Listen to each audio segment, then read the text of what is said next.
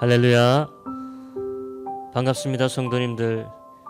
2020년 이렇게 끝자락에서 우리가 여전히 예배로서 이 자리를 지킬 수 있게 됨을 하나님께 감사드리겠습니다. 비록 몸은 같이 할 수 없지만은 이 자리에 우리가 신령과 진정을 다해서 2020년을 하나님께 감사함으로 마무리하고 밝아오는 2021년 해를 하나님께 믿음과 큰 소망 가지고 출발했으면 좋겠습니다. 이제 0시까지 10분이 남았습니다. 우리 이 10분간 우리가 합심으로 같이 기도하면서 그리고 0시가 되면은 같이 예배를 시작하도록 하겠습니다. 이 시간 우리 같이 통성으로 기도하기 원합니다. 이 10분간은 우리가 기도하기 원하는데 먼저 우리가 회개의 기도로 시작했으면 좋겠습니다. 2020년을 보내는 이 시점에서 하나님께 우리가 깨끗한 온갖 마음으로 다시 시작할 수 있도록 우리의 지나간 모든 죄들, 생각나는 것들, 생각나지 아니하는 것들 모두 하나님께 용서함을 구하는 시간으로 회개의 기도로 먼저 하나님께 나아갔으면 좋겠습니다. 같이 이 시간 합심하여 기도하겠습니다. 하나님 아버지 감사드리옵나이다. 2020년 하나님께서 함께해 주셨습니다. 주님 큰 은혜 누리는 감사드립니다. 하나님 함께 하신 당신의 사랑 많은 고비들이 있었지만 넘어왔습니다. 하지만 우리가 감사하지 못하고 하나님 앞에 아버지 하나님 불평할 때가 얼마나 많았었는지 주님 믿음이 없어 흔들린 적이 있었습니까?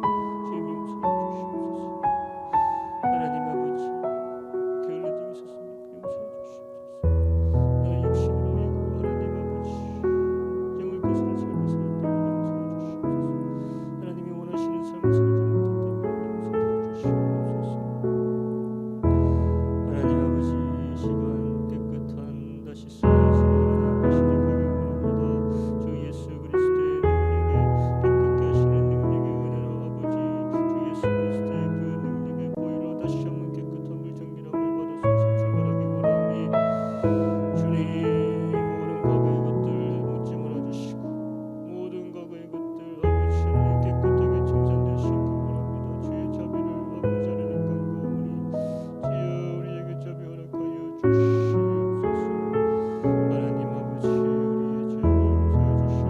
마무리하지 못하고 하나님 앞에 바르게 살지 못하고 하나님의 영광을 위해 더 열심히 살지 못했던 모든 것들 용서해 주시옵소서. 하나님 아버지 육신이 약해서 하나님 아버지 영적인 일을 하지 못했던 모든 것들 용서해 주시옵소서. 하나님 이 시간 간구드리옵나이다. 하나님 앞에 정결한 모습을 깨끗함을 입기 원합니다. 주여 우리의 의복을 다시 한번 입혀주시옵소서. 우리에게 없습니다. 하나님 아버지 우리에게 의의 의복을 다시 한번 입혀주시옵소서. 주여 도와주시옵소서. 하나님 아버지 간구드리옵나이다. 아버지 하나님 자리는 모든 탐닉과 더러운 짓들을 다 소멸해 주시고 말씀의 능력으로 불태워 주시옵소서. 하나님 아버지 이루어지 못했던 거 용서해 주시옵소서. 게을렀던 거 용서해 주시옵소서. 그저 분주했던 거 용서해 주시옵소서. 주 앞에 하나라도 거기서 챙기시는 삶 살았어야 됩니다. 그러지 못하는 거 용서해 주시옵소서. 내 그렇지 못하고 더 지혜롭지 못하던 거 용서해 주시옵소서.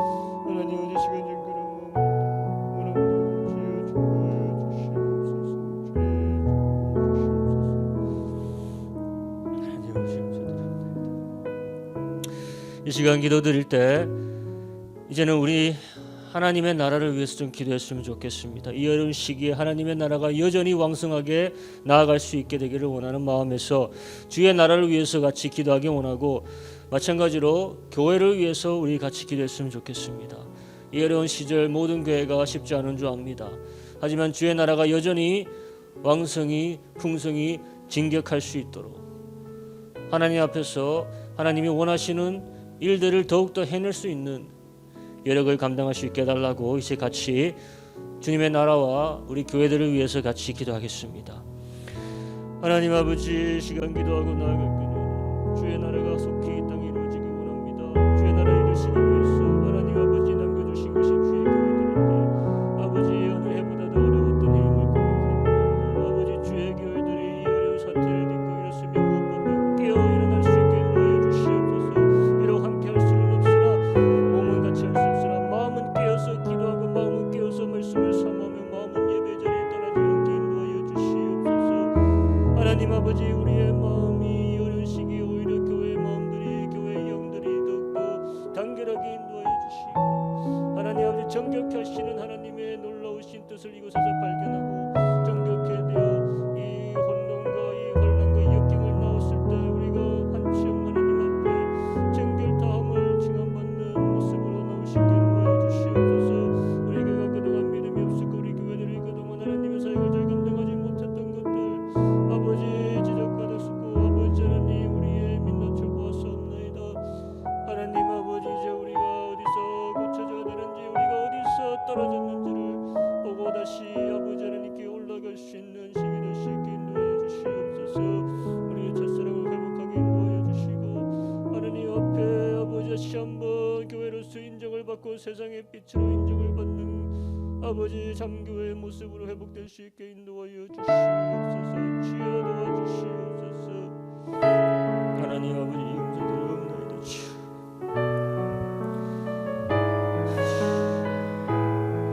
이제 시간 기도할 때 우리 저 대한민국을 위해서 같이 기도합니다.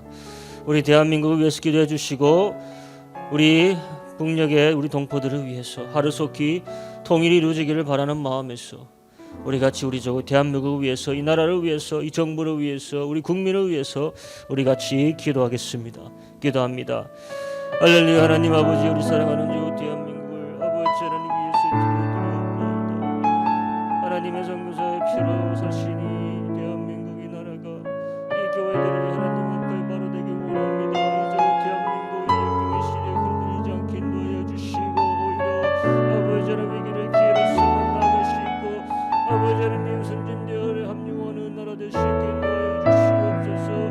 아버지 하나님 힘을 갖는 나라 되게 인도하여 주시고 지혜를 갖는 나라 되게 인도하여 주시고 무엇보다 의를 갖는 나라 될 수 있게 인도하여 주시옵소서. 아버지 열방이 아버지 하나님 우리나라를 봤을 때 칭찬하는 나라가 될 수 있게 원합니다. 하나님 아버지 의가 있고 자비가 있고 하나님 말씀 있는 나라가 될 수 있게 인도하여 주시고 교회가 밝은 불빛을 하나님 밝히고 있는 나라가 될 수 있게 인도하여 주시옵소서. 하나님 아버지 무엇보다 국내의 동포들을 기억하여 봅니다. 아버지 너무나 부족한 것들로 인하여서 너무나 아버지 갑자기 독재된 끈에 의해서 아버지는 자유 없이 살아온 지 벌써 60년, 70년이 되었습니다. 주님 이제 그들을 회복시켜 주시옵소서. 주님 그 땅을 회복시켜 주시옵소서.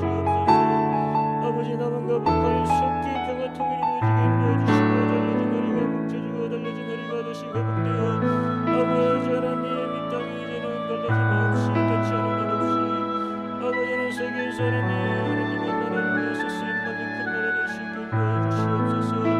주님 작지만은 하나님 인정받는 나라 되게 인도해 주시고 작지만은 큰 영향력을 발휘하는 선한 영향력을 발휘하는 나라 될 수 있게 인도해 주시옵소서. 주님 정결을 주님 그저 붙잡아 주시소. 하나님을 들어가게 인도해 주시고 백성들을 들어가게 인도해 주시고 하나님 의를 찾는 자들로 세워주시옵소서. 뇌물을 받지 않은 자들에게 인도하여 주시고 거짓을 입에 담지 않는 자들에게 인도하여 주시고 마음이 깨끗한 자들 손이 깨끗한 자들이 백성을 통치할 수 있도록 도와주시옵소서. 주여 도와주시옵소서.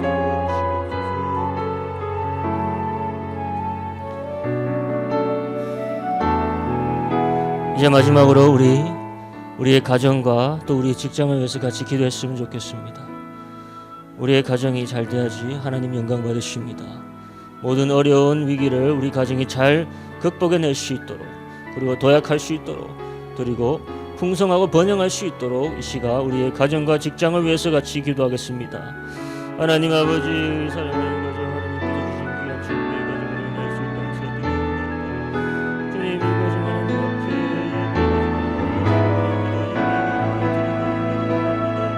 하나님 아버지 잘 되길 원합니다. 잘 되어 하나님 영광 받으시길 원합니다. 무엇보다도 가정 안에 예수 그리스도의 사랑을 있게 도와주시고 예수 그리스도의 진리가 있게 도와주시옵소서. 예배하는 터가 되게 도와주시고 아버지 하나님 무엇보다도 주 예수 그리스도가 주님의 신뢰를 도와주시옵소서. 말씀이 사랑을 가정되게 인도해 주시고 하나님의 통치가 이루어지는 가정되게 인도해 주시고 아버지 하나님 모든 불협화음이 없이 성령으로 한마음되는 가정 될 수 있게 인도하여 주시옵소서.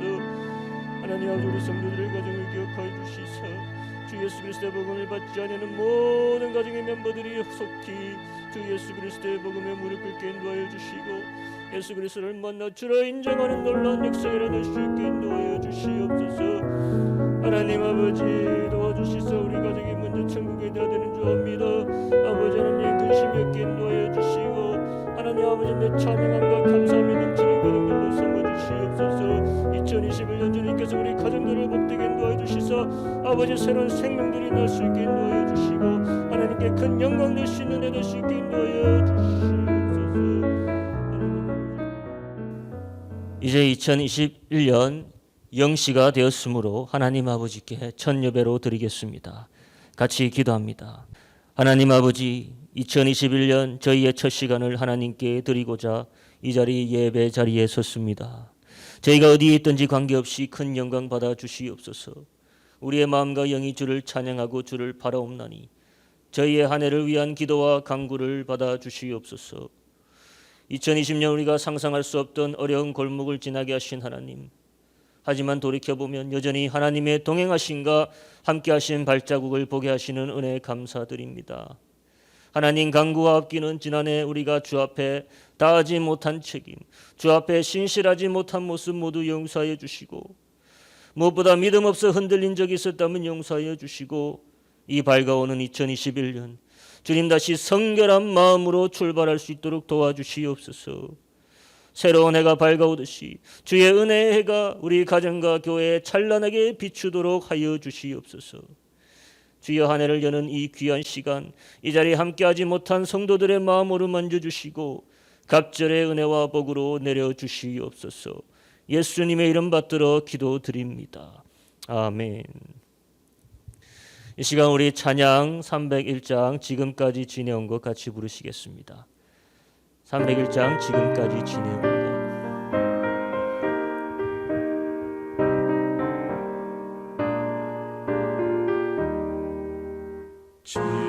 지금까지 지내온 것 주의 크신 은혜라 한이 없는 주의 사랑 어찌 이루 말하랴 찬악해라 주의 손이 항상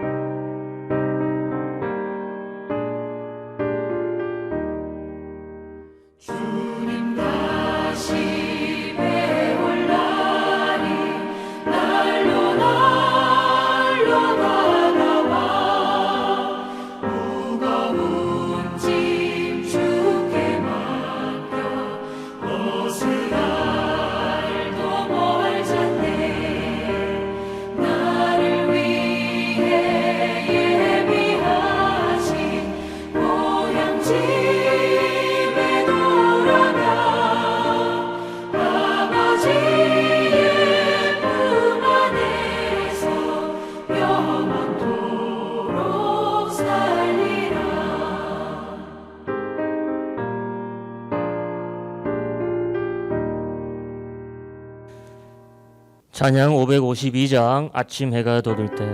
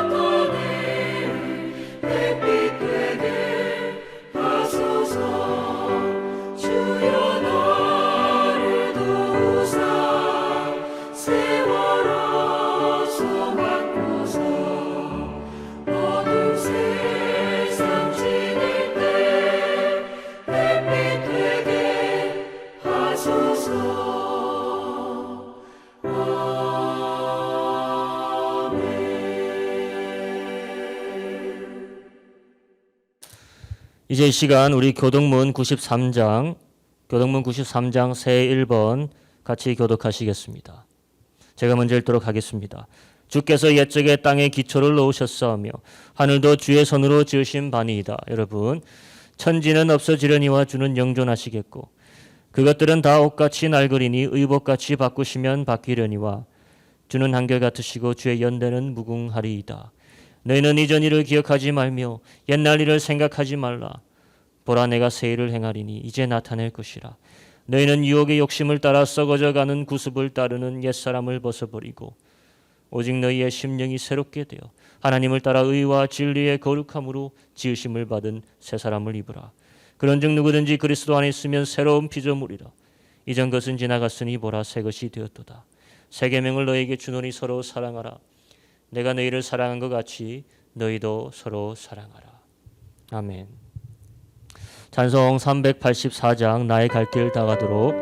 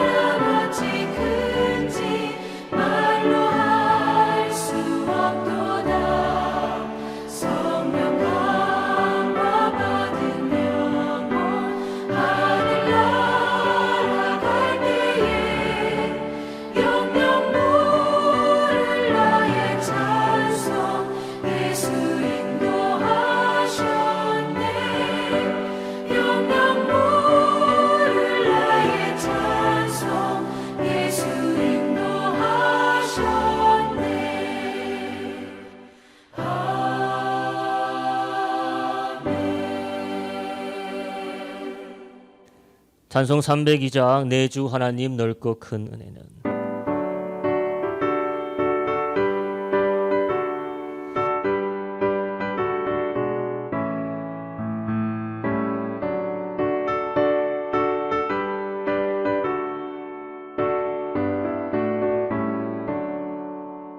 내 주 하나님 넓고 큰 은혜는 저 큰 바다보다 깊다. 너도 다 주를 길러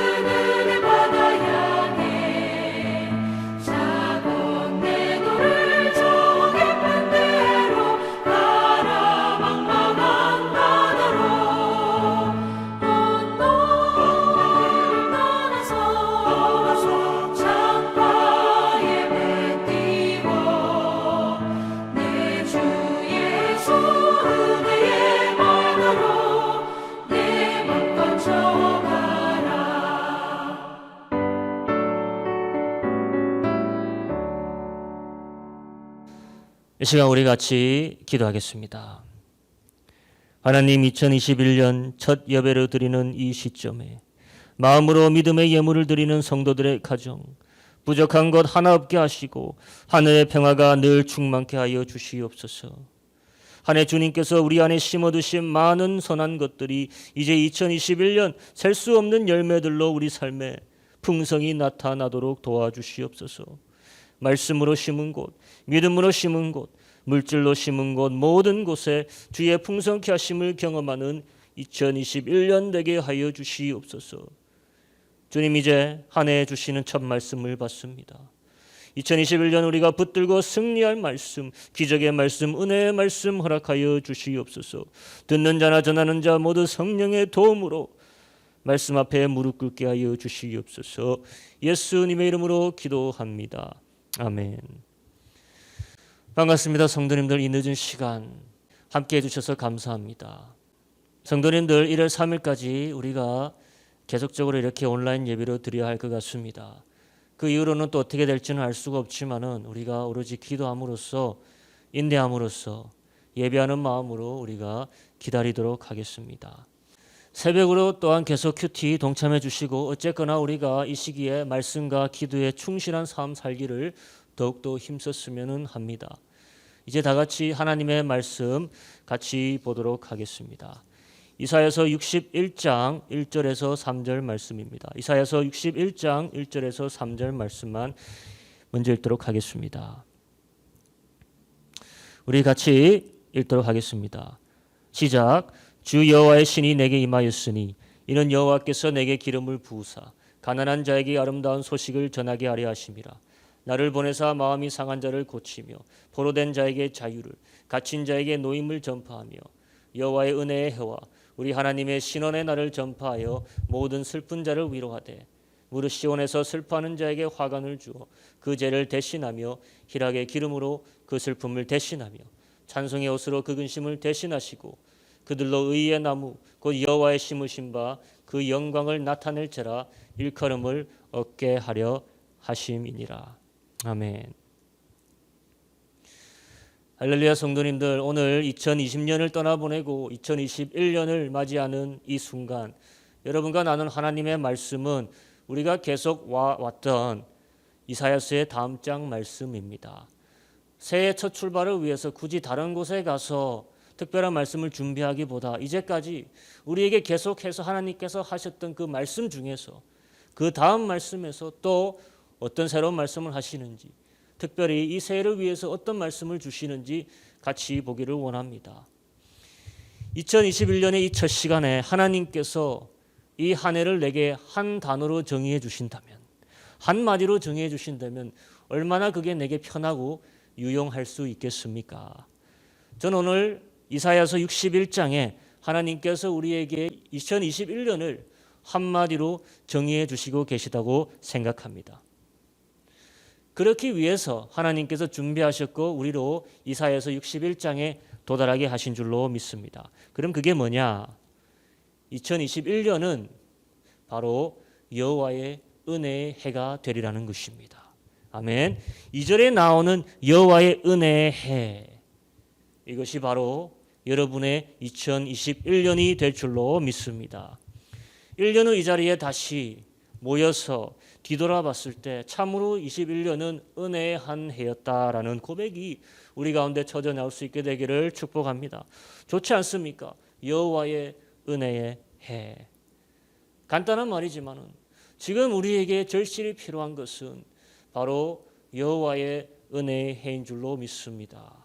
우리에게 있어 2021년은 뭐 소의 해도 아니고 코로나 백신의 해도 아니고 경제 침체의 해가 되는 것도 아니고 경제가 뭐 회복된다는 해도 아니라 여호와의 은혜의 해로 기억되기를 소원합니다. 우리가 그것을 이 첫 시간 마음속에 각인시켜 주시기를 바랍니다. 그럼 오늘 이 밤에 여호와의 은혜의 해가 무슨 말인지, 어떤 은혜를 우리에게 말씀하고 있는지, 또한 그 은혜를 우리가 최대한 받기 위해서 할 수 있는 것들이 무엇인지 한번 같이 나누어 보기 원합니다. 첫 번째, 2021년이 여호와의 은혜의 해가 된다는 말은 2021년은 바로 성신의 은혜가 우리에게 충만할 해라는 것입니다. 아멘. 성령의 은혜가 2021년을 주름 잡을 것이다 이 말입니다. 2절의 여호와의 은혜의 해를 지금 선포하시기 전에 1절을 우리가 다시 한번 볼게요. 같이 읽어봅니다. 61장 1절. 주 여호와의 신이 내게 임하였으니 이는 여호와께서 내게 기름을 부으사 가난한 자에게 아름다운 소식을 전하게 하려 하심이라. 나를 보내사 마음이 상한 자를 고치며 포로된 자에게 자유를, 갇힌 자에게 노임을 전파하며. 자, 주 여호와의 무엇이 내게 임하였다? 신이 내게 임하였대요. 성신입니다. 성령이에요. 2021년이 여호와의 은혜의 해다. 이 말은 성신의 해가 될 것이라는 말로 우리가 믿어야 됩니다. 여호와의 모든 은혜의 출발은 성신으로부터 시작됩니다. 여호와의 영이 있는 곳에 불가능을 뛰어넘는 은혜가 있는 줄로 믿습니다. 자, 이제 원래 이 예언의 말씀의 뜻을 같이 좀 나눠보겠습니다. 예수님이 신약서에서 오늘 이사야서를 인용한 적이 있으십니다. 그의 사역 가장 초기에 나사렛에서 회당에 들어가셔서 말씀을 처음으로 선포하시는데 바로 여기를 읽으셨습니다. 우리가 한번 누가복음으로 가서 같이 보도록 하겠습니다. 누가복음 4장 16절 쭉 내려가 읽도록 하겠습니다. 누가복음 4장 16절로 21절까지 제가 읽어드리겠습니다. 예수께서 그 자라나신 곳 나사렛에 이르사 안식일에 자기 규례대로 회당에 들어가사 성경을 읽으려고 서심해 선지자 이사야의 글을 들이거늘 책을 펴서 이렇게 기록한 데를 찾으시니 곧 주의 성령이 내게 임하셨으니 이는 가난한 자에게 복음을 전하게 하시려고 내게 기름 부으시고 나를 보내사 포로된 자에게 자유를, 눈먼 자에게 다시 보게 함을 전파하며 눌린 자를 자유케 하고 주의 은혜의 해를 전파하게 하려 하심이라 하였더라. 책을 덮어 그 맡은 자에게 주시고 앉으시니 회당에 있는 자들이 다 주목하여 보더라. 이에 예수께서 저에게 말씀하시되 이 글이 오늘날 너희 귀에 응하였느니라 하시니. 자, 예수님이 선지자 이사야의 글에서 읽었다고 하고 있죠. 이사야서 몇 장일까요, 여러분? 오늘 읽은 장입니다. 61장입니다. 자, 여기서 중요한 점을 하나 짚고 넘어가 보겠습니다. 이사야서에서 61장 2절 말씀이 사실 두 가지로 나뉘어지고 있습니다. 여호와의 은혜의 해와 우리 하나님의 신원의 날을 전파하여 모든 슬픈 자를 위로하되. 여호와의 은혜의 해가 있는가 하면은 이사야서 61장 이전에는 또 우리 하나님의 신원의 날, 곧 심판의 날도 같이 언급하고 있습니다. 그런데 오늘 예수님께서 은혜의 해를 말씀하시고 거기서 스탑하시고 책을 덮으셨다 합니다. 그러니까 심판에 대한 구절을 싹 빼버립니다. 그리고 오늘 이 예언의 말씀이 너희 귀에 응하여졌다 선포하시는 거예요. 그럼 이루어진 예언은 어떤 부분입니까? 은혜의 해가 이루어졌다는 말이죠. 심판의 날이 이루어졌다는 말이 아닙니다. 은혜의 해라는 것입니다.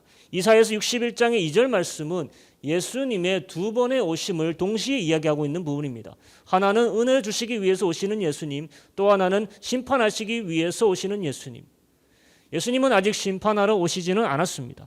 이 예언은 아직도 이루어져야 하는 예언인 줄로 믿습니다. 그럼 중요한 것은 지금 이루어진 것은 은혜의 해가 이루어졌다는 말입니다. 자, 그럼 은혜의 해를 전파하기 위해 예수님이 그냥 하신 것이 아닙니다. 오늘 누가복음 4장의 말씀 바로 앞에 어떤 에피소드가 나오는지를 우리 같이 보도록 하겠습니다. 4장의 1절로 한번 같이 가서 한 목소리로 읽어보겠습니다. 4장 1절 예수께서 성령의 충만함을 입어 요단강에서 돌아오사 광야에서 40일 동안 성령에게 이끌리시며. 자, 예수님께서 무엇에 충만함을 입습니까? 성신이죠. 성령 하나님입니다. 그리고 예수님께서 무엇에 이끌리심 당하셨다 하셨습니까? 성신이요, 성령 하나님. 두 번씩이나 나오고 있습니다. 그러니까 성신의 역할이 나오고 있는 거예요. 예수님의 사역에 있어서 그 사역의 힘의 원천이 어디였다는 말입니까? 바로 성신이었다는 말입니다. 바로 앞장 누가복음 3장에 가서 22절로 가보면 예수님이 언제 이 성신을 받았는지를 말해주고 있습니다. 제가 읽겠습니다. 3장 22절 성령이 형체로 비둘기같이 그의 위에 강림하시더니 하늘로서 소리가 나기를 너는 내 사랑하는 아들이라 내가 너를 기뻐하노라 하시니라. 성령이 비둘기같이 예수님의 머리 위에 임하시는 것을 침례 요한이 자기의 눈으로 보았다는 것입니다. 여러분, 이 성신은 하나님의 능력의 영을 말씀하십니다. 그 전까지 예수님이 성령이 없으셨다는 말이 아니라 이제부터 시작될 사역을 위해서 하나님께서 주시는 새로운 차원의 성령의 힘을 이야기하시는 겁니다. 그리고 그 성령의 힘을 받고 어디로 가셨다? 광야로 가십니다. 여러분, 광야가 어떤 곳입니까? 나의 육적인 피로가 채워질 수 없는 환경이 광야입니다. 모든 것이 삭막하고 괴로운 곳이 광야입니다. 그런데 예수님이 누구에게 이끌리니까 그 광야의 40일을 거뜬히 버텨냅니까? 1절에 말했잖아요. 성신에게 이끌리시며. 그리고 성신에게 이끌리시니까 또 다른 기적이 있죠. 여러분, 마귀 자신이 직접 시험을 가지고 예수님께 옵니다. 그런데 어떻게 됐습니까? 그 시험 자체도 넉넉히 이기시는 겁니다. 넉넉히 이겨 승리하시는 거예요. 여러분, 2021년 우리에게 부딪힐, 닥쳐질 시험이 있을까요? 없을까요? 있겠죠. 그런데 은혜의 해라는 말은 이런 시험들을 넉넉히 물리칠 성신의 능력을 우리가 받는다는 말입니다. 주님의 시험이 어떤 시험이었습니까? 마귀가 죽게 가져온 시험이 어떤 시험이었습니까? 첫째는 먹는 것의 문제에 대한 시험이었습니다. 내 육체의 피로에 대한 시험입니다. 내게 당장 임박한, 당장 필요한 물질적, 경제적 시험입니다. 당장 내 코앞에 떨어진, 당장 내 발등에 떨어진 불을 꺼야 하는 긴박한 시험이에요. 지금 아니면 내가 혹시 죽을 수도 있을 것 같다, 망할 수도 있을 것 같다, 이런 염려가 들게 하는 시험이 바로 이 첫째 시험입니다. 예수님은 40일을 굶으셨어요. 그리고 이제 끝나셨어요. 이제 가서 드시면 됩니다. 그런데 성신에 이끌리니까 예수님은 여전히 여유가 있으십니다. 성령에 이끌린 예수님에게 있어서 여전히 당장 먹어야 되는 것은 떡이 아니라 무엇입니까? 말씀이라고 하시는 거예요. 아멘. 말씀이요. 우리가 먹어야 될 것은 말씀이라는 것입니다. 아무리 배가 고파도. 그러다 사단이 예수님을 끌고 가서 두 번째 시험을 주죠. 세상을 보여주면서 이 모든 것을 너에게, 당신에게 준다고 합니다. 자, 이게 무슨 시험입니까? 권력과 안목의 시험입니다. 당장 급한 내 필요의 시험은 아니지만 내가 동경하고 내가 바라는 것들, 내 소망에 대한 시험입니다. 사람들은 거기에 무릎을 꿇게 마련이죠. 하지만 누구에 이끌리니까? 성신에 이끌리니까 예수님은 경배의 대상이 오로지 하나님밖에 될 수 없음을 말씀에서 선포하십니다. 기록하기를 주 너의 하나님께 경배하고 다만 그를 섬기라 하였느니라.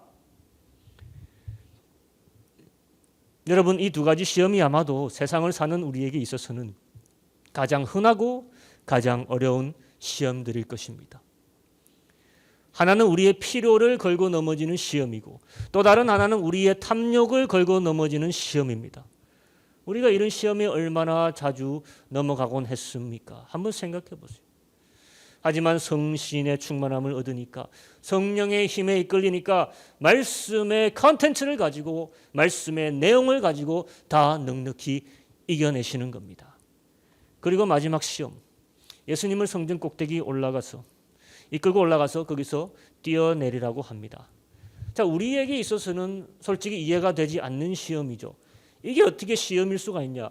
누가 떨어지라 한다고 떨어지겠느냐, 이 말이에요. 우리는 이것이 가장 쉬울 것 같은 시험이라고 생각할 수 있습니다.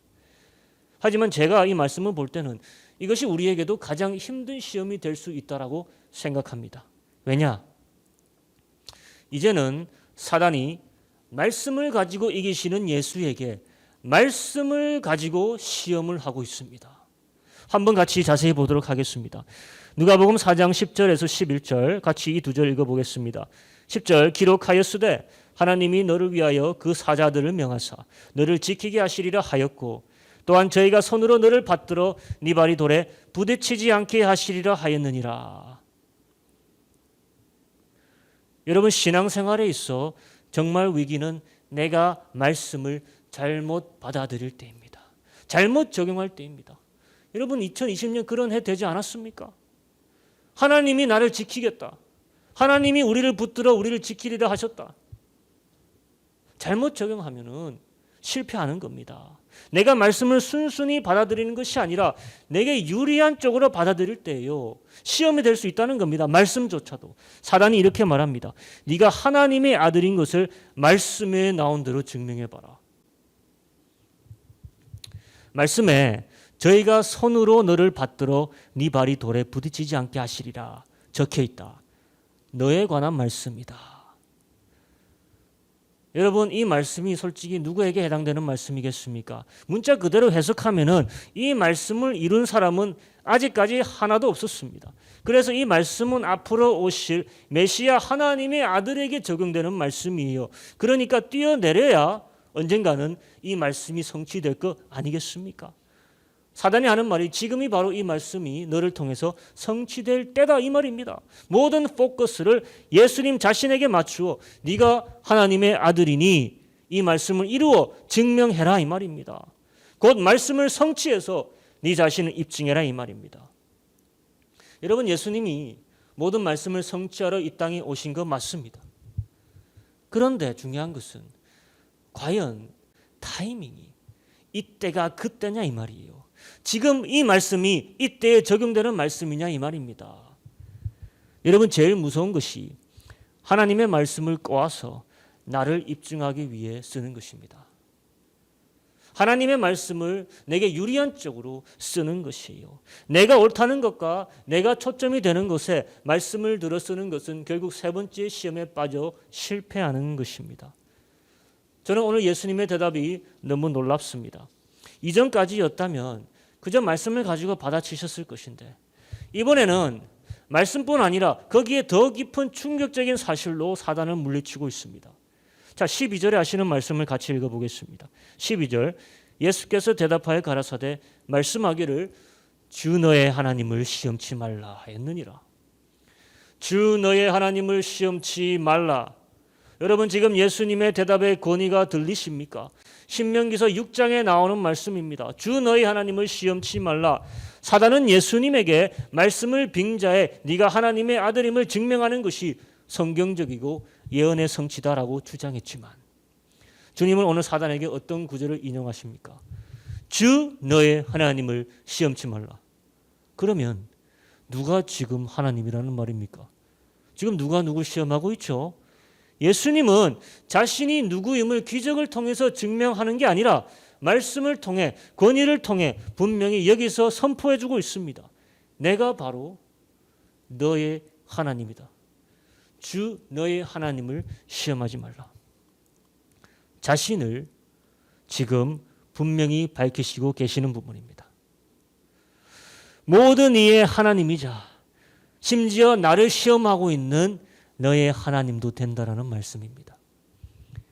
마귀가 이런 말씀에 버틸 수 있겠습니까? 마귀와 지옥의 권세들이 벌벌 떨었을 겁니다. 떠납니다. 떠날 수밖에 없죠. 요점은 이것입니다. 성신의 힘에 이끌리니까 마귀가 내 육체를 건드리고 내 피로를 건드리고 나의 탐욕을 건드리는 모든 시험에서 승리할 뿐 아니라 마귀 자체를 물리치는 권위와 능력을 내게 부어주신다는 겁니다. 중요한 것은 이 모든 것이 무엇을 통해서 되냐 이거예요.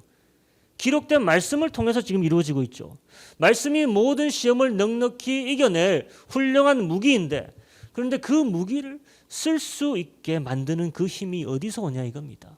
그게 바로 성신이라는 것이요. 성신의 힘이 우리가 말씀을 가지고 모든 영역에서 승리하게 만든다는 것입니다. 2021년 우리가 승리할 수 있는 유일한 방법은 그것이 마귀 자신이 가져온 엄청난 환란일지라도 우리가 넉넉히 승리할 수 있는 방법은 말씀과 그 말씀을 붙들고 그 말씀을 자유자재로 사용하게 하시는 성신의 힘으로 이루어지는 것을 믿으시길 축원합니다. 아멘. 2021년 우리가 말씀을 가지고 우리의 모든 피로를 극복하고 승리할 해입니다. 성신이 뒷받침돼야 된다는 것입니다. 2021년은 우리가 말씀을 가지고 세상적 탐심과 유혹을 모두 물리칠 것입니다. 성신이 이것을 가능하게 할 것이라는 것입니다. 여러분, 우리가 말씀을 모르는 것이 아닙니다. 그 아는 말씀을 적시적소에 알맞은 타이밍에 휘두를 성신의 힘이 이제까지 없었던 것입니다. 하지만 2021년도 하나님이 오늘 이사야서의 예언의 말씀을 통해 우리에게 약속하십니다. 주 여호와의 신이 내게 임하였으니. 예수님한테만 해당되는 말이 아닙니다. 예수님께서 우리에게 오신 이유는, 고난을 당하신 이유는 결국 누구에게 이 성신을 주기 위함입니까? 우리 같은 사람이기요. 그래서 우리에게 있어 은혜의 해의 출발은 바로 어디서부터 시작되느냐? 성신에서부터 시작합니다. 예수님도 그랬고 우리들도 그렇습니다. 모든 시험을 이겨나갈 힘은 바로 성신에서 시작하고, 우리가 지금 처한 환경, 내가 바라봐야 하는 이 2021년의 첫 자락이 지금 비록 광야의 40일의 시작이라 할지라도 두려워하지 않을 것은 주님이 오늘 우리의 모든 앞으로의 시험을 넉넉히 이길 성신의 힘을 믿는 자들에게 약속하고 계시기 때문입니다. 믿으시길 축원합니다. 이제 두 번째, 2021년이 여호와의 은혜의 해가 된다는 말은 2021년이 바로 희락의 은혜가 충만할 해가 될 것이라는 말입니다. 아멘. 희락의 은혜가 2021년을 주름잡을 것이다, 이 말입니다. 우리 다 같이 이사야서 61장 3절 4절 읽어보도록 하겠습니다. 3절 4절. 무릇 시온에서 슬퍼하는 자에게 화관을 주어 그 죄를 대신하며 희락의 기름으로 그 슬픔을 대신하며 찬송의 옷으로 그 근심을 대신하시고 그들로 의의 나무 곧 여호와의 심으신 바 그 영광을 나타낼 자라 일컬음을 얻게 하려 하심이니라. 그들은 오래 황폐하였던 곳을 다시 쌓을 것이며 예로부터 무너진 곳을 다시 일으킬 것이며 황폐한 성읍 곧 대대로 무너져 있던 것들을 중수할 것이며. 여러분, 2020년 많은 근심과 아픔이 있던 해였습니다. 슬픔이 있던 해였습니다. 하지만 2021년은 슬픔과 근심의 해가 아니라 희락의 해가 될 줄로 믿습니다. 2021년에 세상이 어떻게 될 줄 우리가 알 길은 없습니다. 세상이 어떻게 되는 것은 우리가 어떻게 할 수 있는 것도 아니고 알 수 있는 영역도 아닙니다. 하지만 오늘 말씀은 시온에 거하는 자에게는 이제는 죄 대신 화관이, 슬픔 대신에는 희락의 기름이, 근심 대신에는 찬송의 옷이 우리를 머리부터 발끝까지 새롭게 입히리라 말씀하고 있습니다. 믿습니까? 우리 4절을 보세요. 이사야가 지금 보는 지금 상황이 어떤지 한번 보십시오. 오래도록 황폐해진 성을 보고 있습니다. 예로부터 무너진 곳을 보고 있습니다. 황폐해진 하나님의 도성, 무너진 하나님의 성전. 그런데 그곳이 다시 새롭게 세워질 것이라는 것입니다. 여러분, 혹시 연필이나 펜이 있다면 여기 한번 밑줄 쳐보시기 바랍니다. 이런 희락의 역사가 아무 곳에서 다 이루어지는 것이 아니에요. 그리고 누구한테 이루어지는 것을 아는 것도 중요합니다. 그러니까 장소를 아는 것이 중요하고 대상을 아는 것이 중요합니다. 자, 3절. 무릇 어디에서라고 합니까? 시온에서. 뭐하는 자에게? 슬퍼하는 자에게. 장소가 어디죠? 시온이죠. 대상은 누굽니까? 시온에서 슬퍼하는 자들입니다. 자, 시온이 어디인지 아십니까? 하나님의 성전과 예배가 있어야 되는 곳이 바로 시온입니다. 하나님의 통치가 있어야 되는 곳이 시온입니다. 그런데 지금 그것이 어떻게 됐다? 무너지고 황폐하게 된 상태입니다. 그리고 슬퍼하는 자를 이야기하고 있죠. 이 슬퍼하는 자는 무엇 때문에 지금 이렇게 슬퍼하고 있을까요? 왜 근심과 슬픔에 빠져 있습니까? 그는 예배자였기 때문입니다. 예배의 처소와 예배의 향연을 잃어버린 자의 슬픔이에요. 저는 이 말씀을 이렇게 봅니다. 예배의 처소에서 예배를 잃어버린 예배자들의 슬픔이 결국 하나님께 화관과 희락의 기름과 찬송의 옷으로 보상받게 되리라. 사랑하는 성도님들, 1년 동안 우리가 정상적인 예배를 거의 드리지 못한 거 다 아실 겁니다. 우리뿐만 아니라 전 세계적으로 마찬가지입니다. 어떻게 보면 성전과 전통적인 예배가 동시에 무너지는 것을, 황폐케 되는 것을 우리가 경험했고 지금도 여전히 경험하고 있습니다. 그런데도 이 시기에 여러분이 복받고 희락의 은혜를 누릴 수 있는 방법을 성경이 지금 말씀하고 있는 거예요. 그게 뭐냐? 마음의 자세라는 겁니다. 어떤 마음의 자세를 가져야 된다는 것입니까?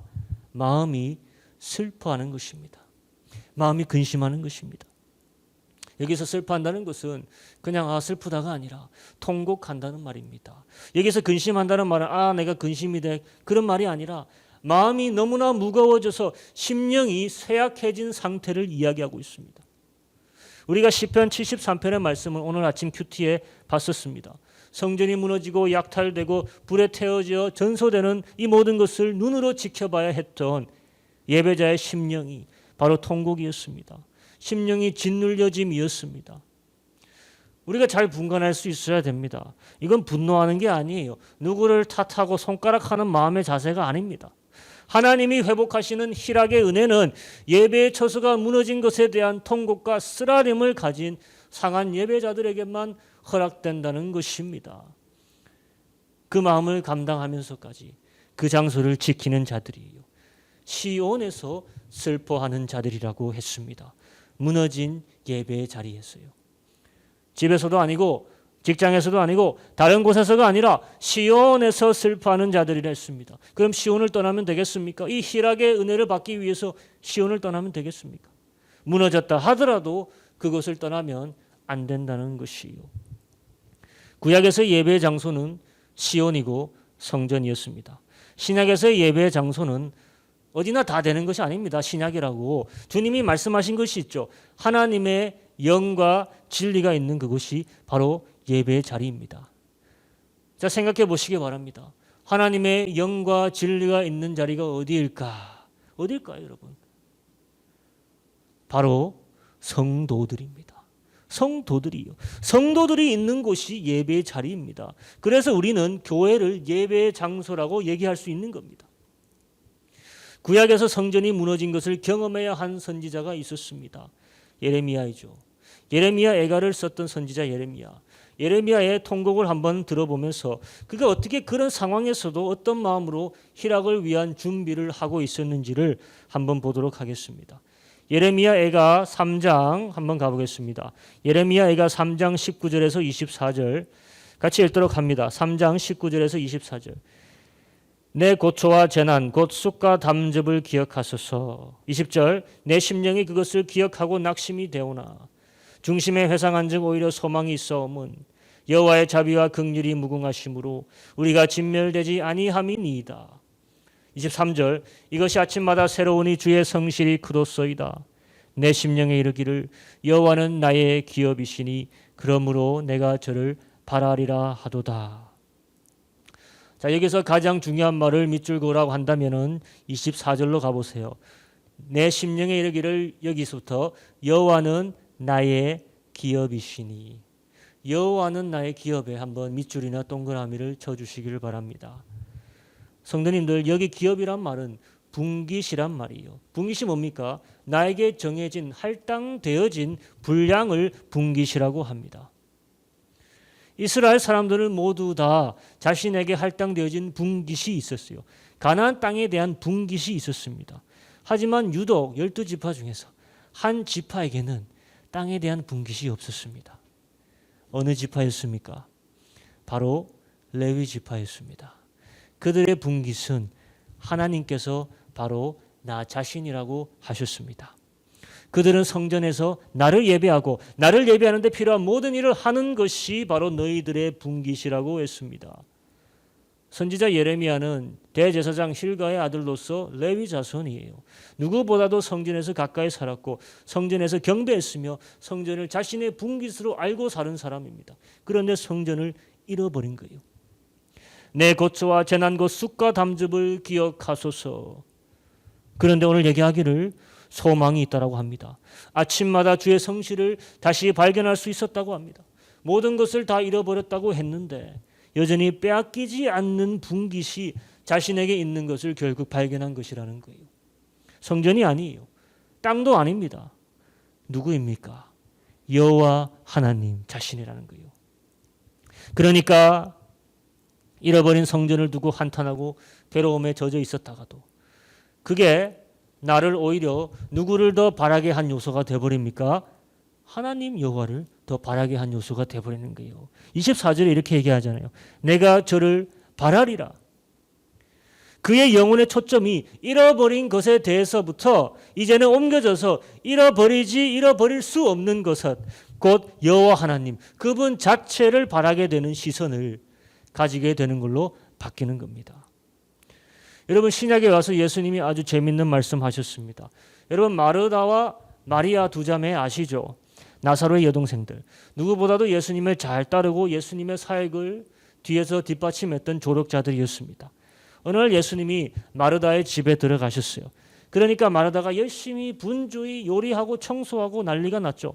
어떻게든 예수님과 제자들이 편하게 거하실 수 있도록 오만 서비스를 다 해주려고 노력했습니다. 근데 열심히 하고 있는데 가만 보니까 누가 없습니까? 자기 동생이 안 보여요. 도와줘도 모자랄 동생이 어디 갔는지 보이지도 않습니다. 그래서 여기저기 뒤지다가 예수님한테 가보니까 어디에 있었다? 예수님 발밑에서 예수님 말씀을 히히덕거리면서 듣고 있는 겁니다. 좋아라고 듣고 있는 거예요. 우리 그 길로 한번 가보도록 하겠습니다. 누가복음 10장 38절에서 39절. 누가복음 10장입니다. 누가복음 10장 38절에 39절. 저희가 길 갈 때 예수께서 한 촌에 들어가시매 마르다라 이름하는 한 여자가 자기 집으로 영접하더라. 그에게 마리아라 하는 동생이 있어 주의 발 아래 앉아 그의 말씀을 듣더니. 자, 동생 마리아 어디에서 뭐 하고 있습니까? 주의 발 아래 앉아 그의 말씀을 듣고 있었다. 언니 입장으로서는 참 황당합니다.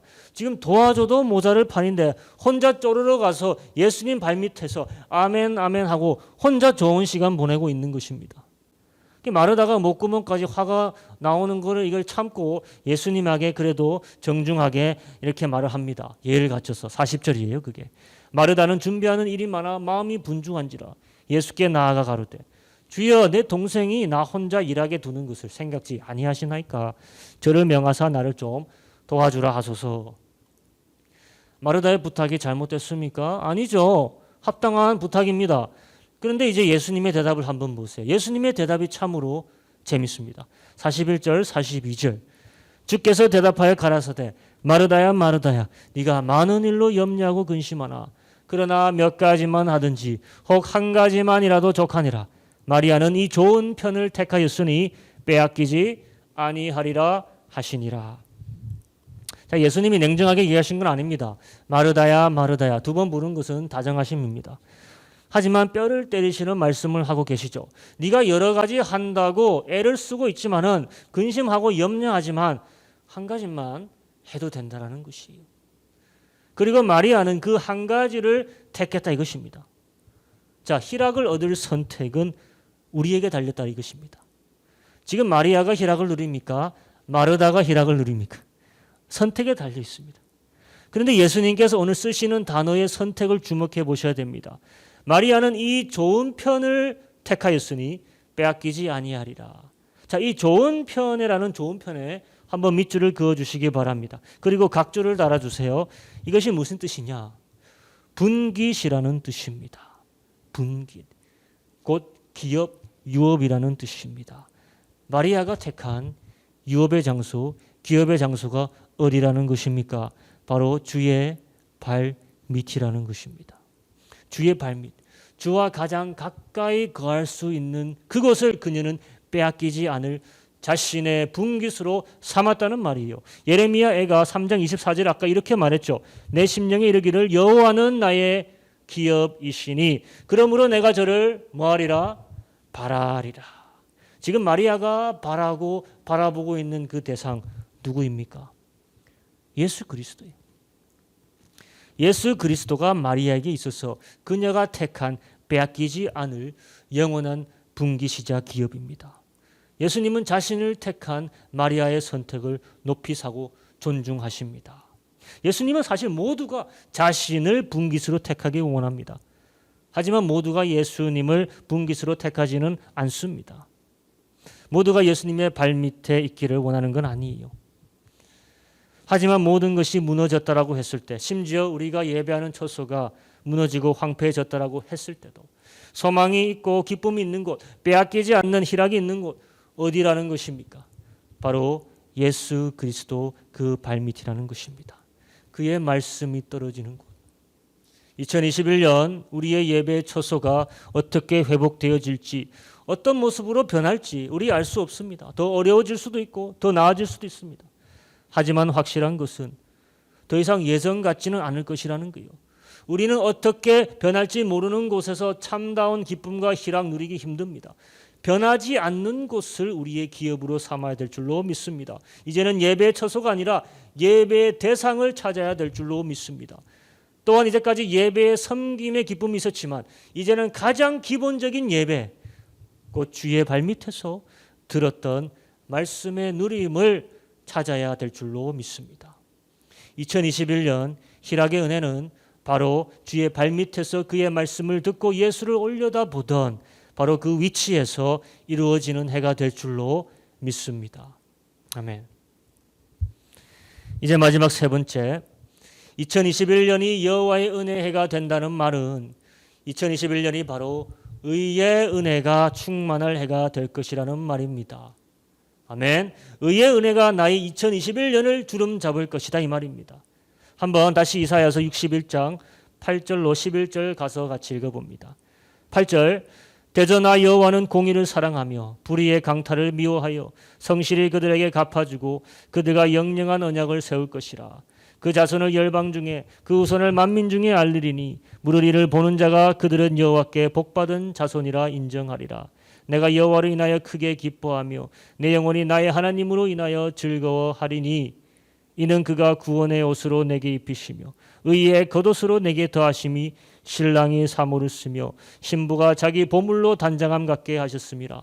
땅이 쌀을 내며 동산이 거기 뿌린 것을 움덮게 함같이 주 여호와께서 의와 찬송을 열방 앞에 발생하게 하시리라. 자, 옷의 종류가 두 가지가 나옵니다. 10절에요. 하나는 무슨 옷이죠? 구원의 옷입니다. 또 하나는 의의 겉옷이라고 합니다. 굳이 본다면 저는 구원의 옷이 여기서는 안에 있는 속옷을 의미한다고 생각하고 의의 옷은 밖에 있는 겉옷이라고 봅니다. 속옷은 우리의 본질을 이야기하는 것이고 겉옷은 우리의 신분을 이야기하는 것입니다. 우리의 본질로 말하면 구원받은 성도요, 우리의 신분으로 말하면 의로서 하나님 앞에 나아가고 의로서 하나님 앞에 드려지고 의로서 그리스도와 함께 영원히 다스릴 자들입니다. 우리가 예수를 믿음으로써 모두가 구원을 받았습니다. 그런데 모두가 의의 의복을 입고 주 앞에서 봉사하고 있지는 않아요. 구원에 이르게 하는 의가 있는가 하면 성도의 신분을 뜻하는 성도가 보여야 할, 성도가 입고 있어야 할 의가 있습니다. 우리가 구분을 좀 지을 수 있어야 합니다. 우리가 하나님 나라에 받아들여지기 위해 모두가 다 같이 입어야 하는 구원에 자격되는 의복이 있습니다. 하지만 하나님 앞에서 제사장의 역할로 섬기기 위해 늘 다시 우리가 입어야 되는 예복이 있다는 거예요. 61장 6절을 한번 같이 읽어봅니다. 오직 너희는 여호와의 누구라? 제사장이라. 일컬음을 얻을 것이라. 사람들이 너희를 우리 하나님의 누구라? 봉사자라 할 것이며 너희가 열방의 제물을 먹으며 그들의 영광을 얻어 자랑할 것이며. 자, 놀라운 축복이 나오고 있습니다. 너희가 열방의 제물을 먹을 것이라. 그들의 영광을 얻어서 자랑할 것이라. 그런데 이렇게 되는 이유는 오직 하나입니다. 너의 신분이 지금 무엇이라는 거예요? 여호와의 제사장이라. 하나님의 봉사자라. 그러니까 우리의 영광은 우리의 신분으로부터 온다는 것이요. 우리의 신분이 지금 정해져 있다는 것입니다. 이것은 구원과는 지금 별개의 문제이죠. 우리의 신분을 이야기하는 의를 말하고 있습니다. 2021년은 우리의 신분이 확실히 드러나는 해가 될 줄로 믿습니다. 누구로 드러나야 되겠습니까? 하나님의 봉사자로, 여호와의 제사장으로.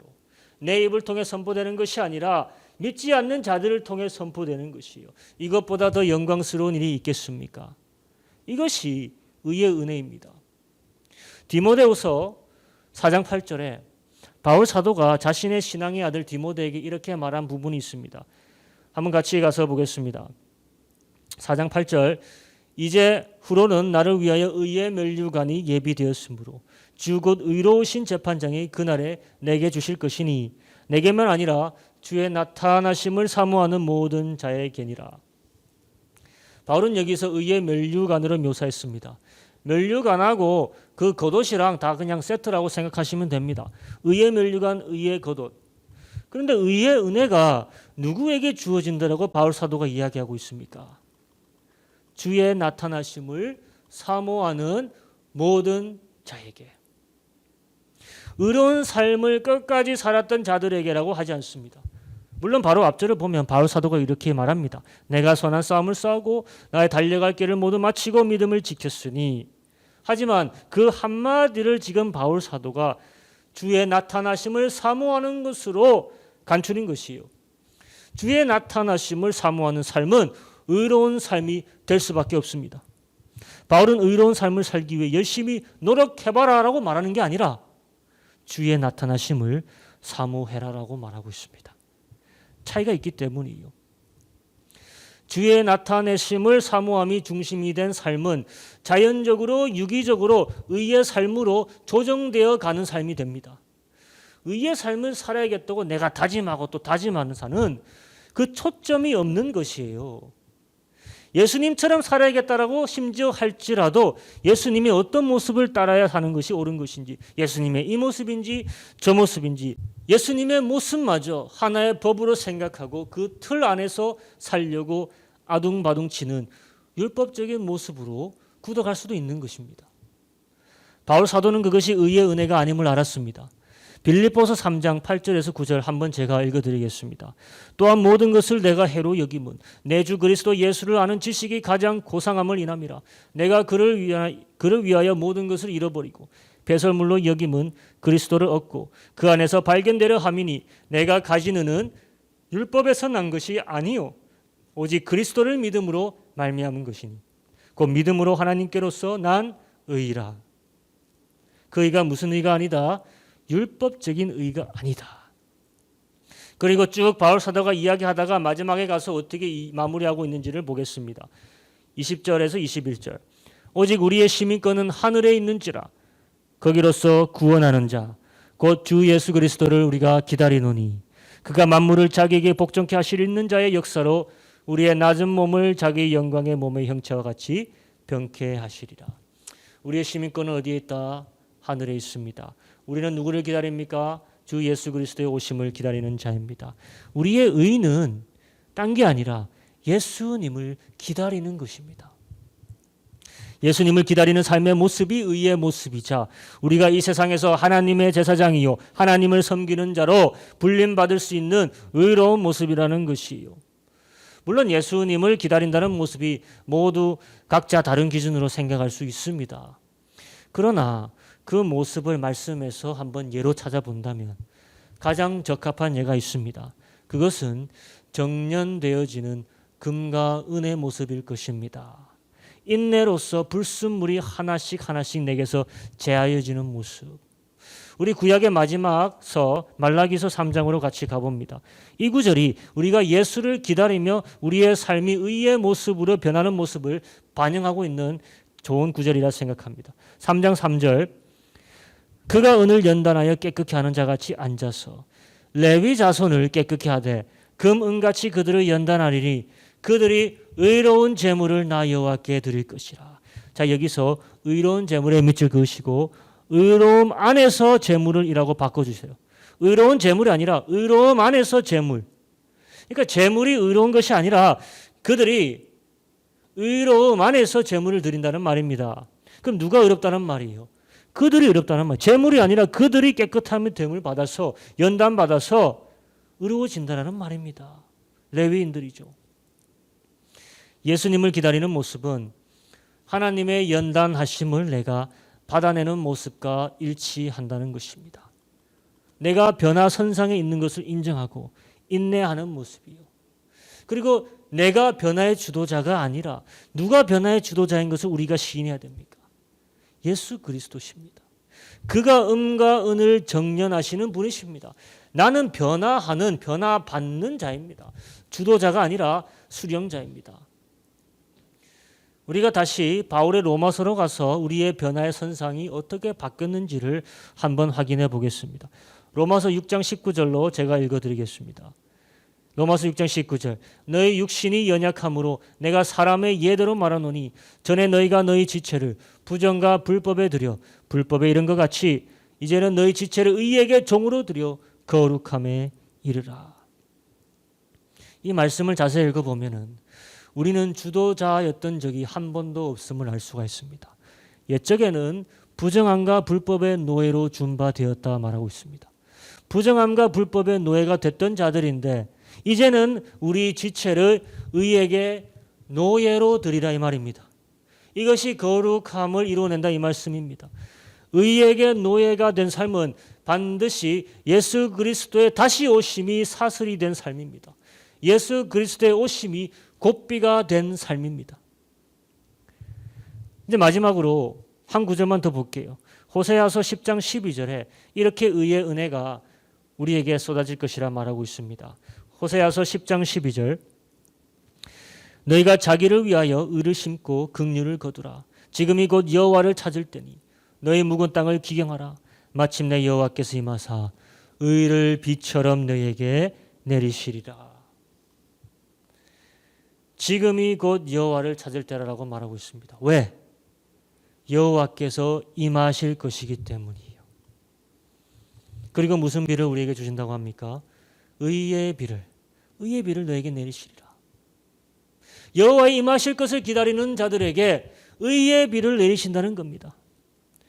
우리의 의의 기초는 예수님의 오심을 믿음으로 바라보고 있는 데 있음을 깨달으시기를 축원합니다. 결국 시선이라는 것이요, 흔들리지 않는 믿음의 시선으로 현재를 인내하고 인내 가운데 모든 찢기를 걷어내는 과정을 받아들이는 것이라는 것입니다.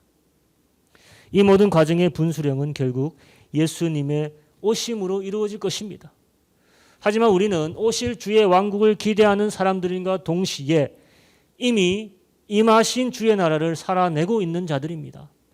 주의 오실 때 우리가 주의 제사장으로 주를 섬기는 자들로 임명받겠지만 이미 지금 주의 제사장으로 주를 섬기는 자들로 부르심 받은 삶을 감당할 수 있도록 우리에게 구원의 속옷과 의의 겉옷을 주신 줄로 믿습니다.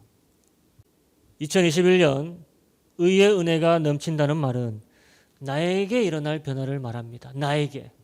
내 주변에 일어날 변화도 중요하지만 나에게 일어날 변화가 우리 삶에 있어서 더 큰 은혜가 될 수 있다는 것이요.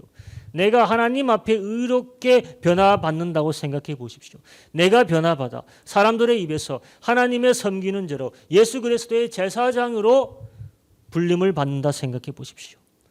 하나님께서는 이런 변화를 2021년 우리에게 모두 준비해 두고 계십니다. 주의 오시는 바라는 시선 놓지 마시고 인내하는 자리에서 주의 계획을 믿고 흔들리지 마시고 예수 그리스도를 다시 바라보시기를 기도합니다. 그럴 때 주 예수 그리스도께서 우리 각자의 삶에 다시 오심같이 임하셔서 그의 의를 빛처럼 내려주실 줄로 믿습니다. 아멘. 2021년 여호와의 은혜의 해가 어떤 은혜인지 이 첫 시간 함께 나누었습니다.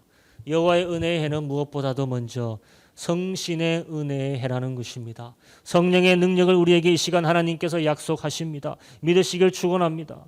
또한 여호와의 은혜의 해는 희락의 은혜가 충만한 해입니다. 무너진 예배 처소에서라도 주 예수 그리스도를 나의 분깃으로 붙들어 빼앗길 수 없는 희락의 은혜를 여러분 모두 다 누릴 수 있을 줄로 믿습니다. 마지막으로 여호와의 은혜의 해는 예수 그리스도의 의를 우리에게 비가 내림같이 내려주시는 해가 되리라는 약속이십니다. 주의 의의 겉옷을 우리에게 입혀주시오.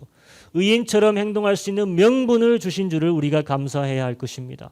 그 의의 무게를 느끼면서 자연스럽게 행할 수밖에 없는 삶을 주님이 2021년 성도님 모두에게 약속하셨음을 믿으시길 축원합니다. 이 시간 이제 같이 성령의 은혜, 희락의 은혜, 그리고 의의 은혜가 하늘의 소낙비같이 이 해 연초부터 우리에게 내리기를 간절히 기도했으면 좋겠습니다. 우리는 축복의 파생 상품을 원하는 자들이 아니라 축복의 가장 근본적인 축복을 원하는 자들입니다. 하늘의 성령과 하늘의 희락과 하늘의 의를 하나님이 이해해 주신다는 것을 믿고 이제 같이 기도합니다. 2021년 여호와의 은혜의 해가 되길 믿음으로 붙잡고 같이 기도하겠습니다. 하나님 아버지 감사드리옵나이다. 귀한 말씀으로 인하여서 감사드리옵나이다. 우리의 삶에 하나님 이런 축복의 은혜의 해가 되게 인도하여 주시옵소서. 무엇보다도 성신의 능력이 우리에게 임하길 원합니다. 하나님 아버지 당신의 복음을 전하여 주신 성령의 은혜, 놀라운 성령의 은혜가 우리 각자 모두에게 충만한 해 되게 인도하여 주시옵소서. 또한 기도할 것은 하나님 아버지 우리에게 멈출 수 없는, 앗아갈 수 없는 아버지 희락의 은혜의 해가 될 줄로 믿사옵나이다. 우리의 예배 자리가 비록 황폐하게 되고 황무하게 됐을지라도 우리의 본깃은 사라지지 않을 예수 그리스도 주의 발미신 줄을 믿사오니 우리가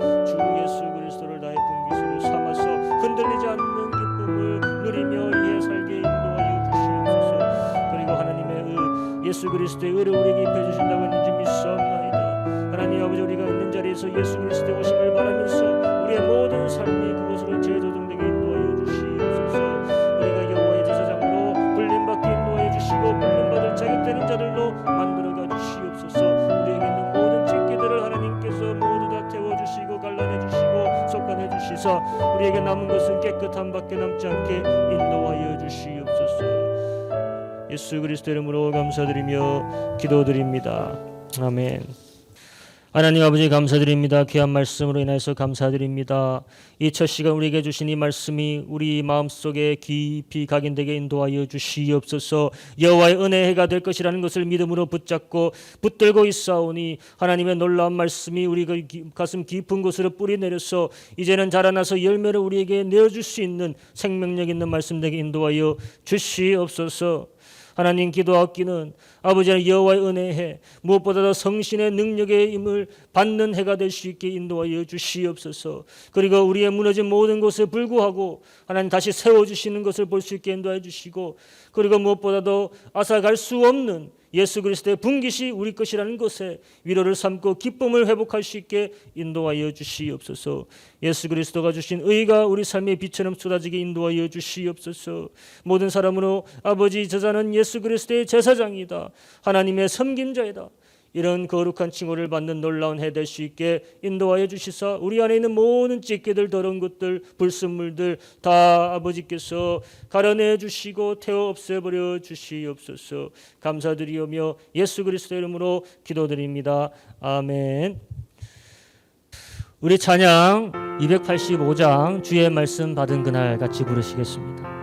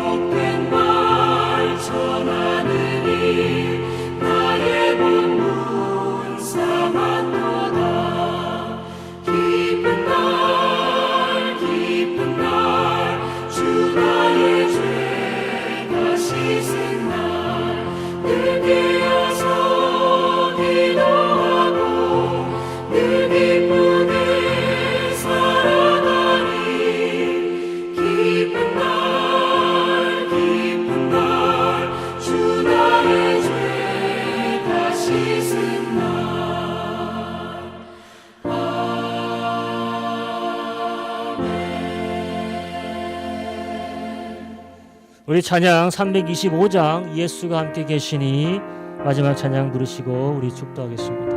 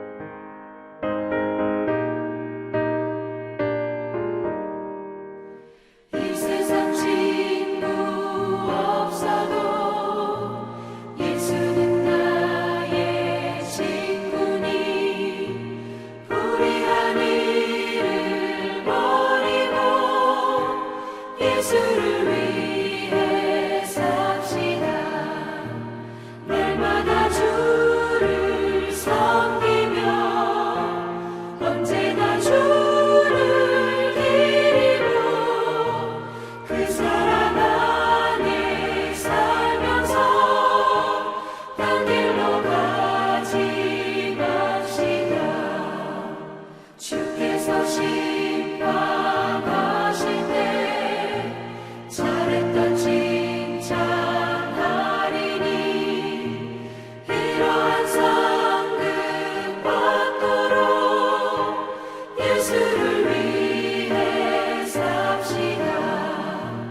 날마다 주를 섬기며 언제나 주를 기리고 그 사랑 안에 살면서 딴 길로 가지 맙시다.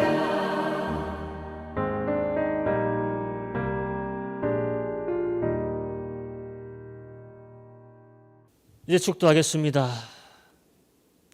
하나님 사랑하는 성도들, 2020년을 주께 감사함과 경외함으로 보내었습니다. 또한 맞이하는 2021년 주신 말씀과 믿음으로 희망하며 이제 나아갑니다. 성도들의 가슴이 떠오르는 해의 찬란함같이 밝게 하여 주시고 주의 의의 빛으로 우리를 입혀 주시옵소서. 사랑하는 성도들의 가정 기억하여 주시고 주님의 선하신 빛이 들지 못하는 곳 하나 없게 하여 주시옵소서. 건강하게 하여 주시고 사업이 성공하게 하여 주시고 모든 사람들 속에서 아름다운 성도로 불림받게 하옵소서. 지금 우리 주 예수 그리스도의 은혜와 하나님 아버지의 극진하신 사랑하심과 성령님의 감화 감동하심이 이 자리에 같이 무릎 꿇고 기도하는 고개 숙인 성도들의 사랑하는 머리 위에, 그 가정 위에, 그 직장 위에 영원토록 함께 하실지어다. 아멘.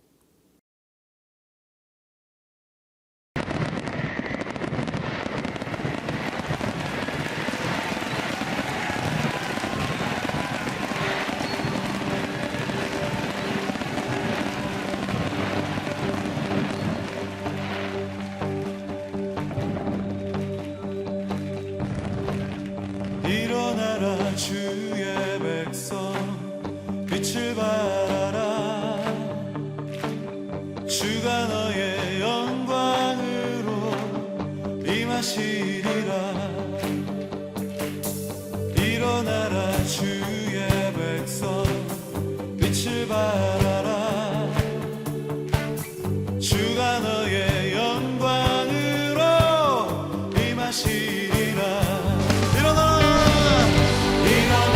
주의 백성 빛을 발하라. 주가 너의 영광으로 임하시리라. 이 세상이 어둠 속에 헤매고 있지만 주가 너와 함께 계셔 회복을 명하리라. 일어나라 빛을 발하라. 만 백성이 너의 빛을 보고 사방에서 나오네. 일어나라 빛을 발하라. 만 백성이 자유함을 얻어 기뻐하는구나.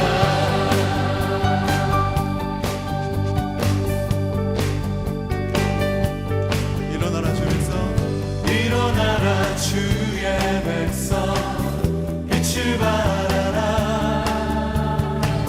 주가 너의 영광으로 임하시리라. 한 번 더 일어나라 주의 백성, 일어나라 주의 백성 빛을 발하라. 주가 너의 영광으로 임하시리라. 세상이 어둠 속에 헤매고 있지만 주가 너와 함께 계셔 회복을 명하리라. 일어나라 빛을 발하라. 만 백성이 너의 빛을 보고